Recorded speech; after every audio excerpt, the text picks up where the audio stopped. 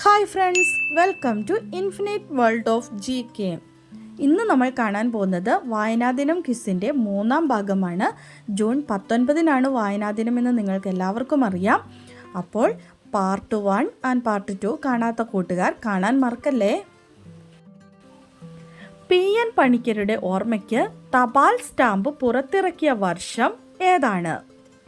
2004 June 19. Kerala സർക്കാർ ഏർപ്പെടുത്തിയ പരമോന്നത സാഹിത്യ പുരസ്കാരം ഏതാണ്? എഴുത്തച്ഛൻ പുരസ്കാരം.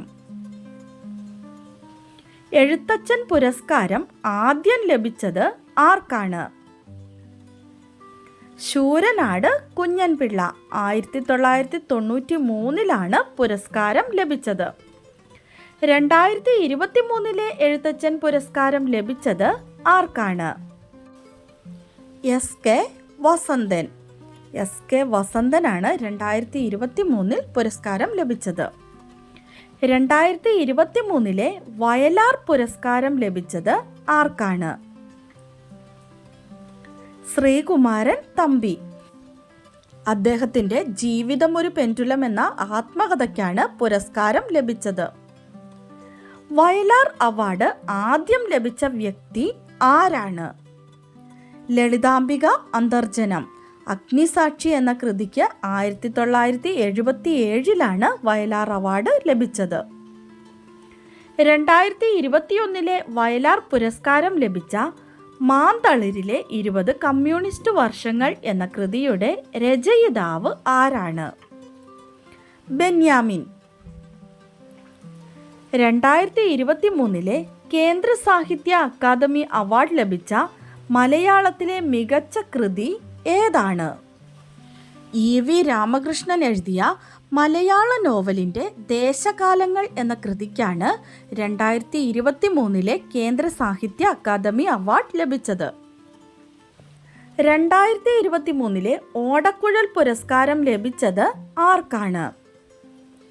PN ഗോപികൃഷ്ണന്.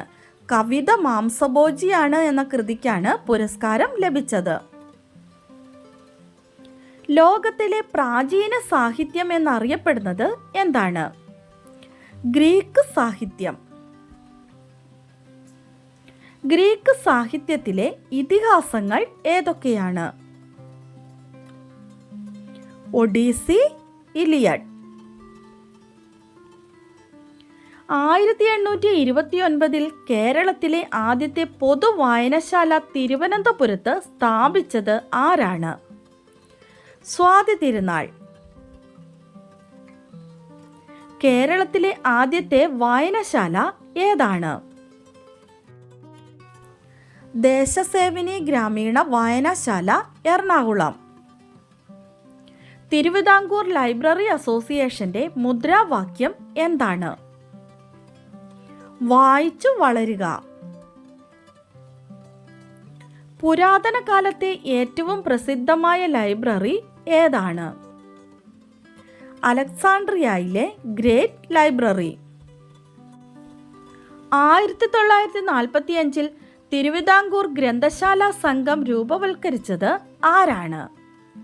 PN പണിക്കർ. മാതൃഭൂമിയുടെ സ്ഥാപക പത്രാധിപർ ആരാണ്? KP കേശവമേനോൻ. ചെമ്മീൻ എന്ന നോവലിന് പശ്ചാത്തലമായ കടപ്പുറം ഏതാണ്? പുറക്കാട്. വായിക്കപ്പെടുന്നത് എന്ന അർത്ഥത്തിലുള്ള മുസ്ലിങ്ങളുടെ പുണ്യഗ്രന്ഥം ഏതാണ്? വിശുദ്ധ ഖുർആൻ. കേരള സാഹിത്യ പ്രവർത്തക സഹകരണ സംഘത്തിൻ്റെ പുസ്തക വിൽപ്പനശാലകളുടെ പേരെന്താണ്? National book stall. നമ്മുടെ കഴിഞ്ഞ ദിവസത്തെ ബോണസ് ക്വസ്റ്റ്യൻ നോക്കാം. കോവിലൻ എന്ന തൂലികാനാമത്തിൽ അറിയപ്പെടുന്നത് ആര്? Answer VV Ayyappan.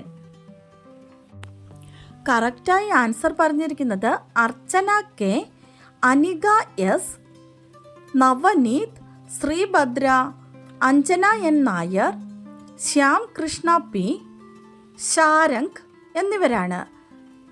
ആൻസർ പറഞ്ഞ എല്ലാ കൂട്ടുകാർക്കും ഒത്തിരി അഭിനന്ദനങ്ങൾ. തുടർന്നും വീഡിയോ കണ്ട് സപ്പോർട്ട് ചെയ്യണമെന്ന് ഓർമ്മിപ്പിക്കുന്നു.